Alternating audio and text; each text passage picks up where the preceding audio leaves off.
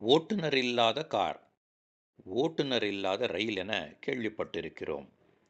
ஆனால் வியாபாரம் செய்ய ஆளே இல்லாத கடையை பார்த்திருக்கிறீர்களா?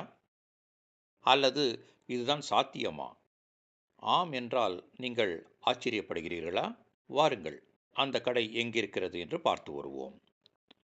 பூவிருந்தவல்லியிலிருந்து சுமார் 20 கிலோமீட்டர் தொலைவில் உள்ள நரசிங்கபுரம் என்ற கிராமத்தில் அமைந்திருக்கும் ஸ்ரீ லக்ஷ்மி நரசிம்மர் ஆலயத்தின் அருகேதான் இந்த கடை அமைந்திருக்கிறது.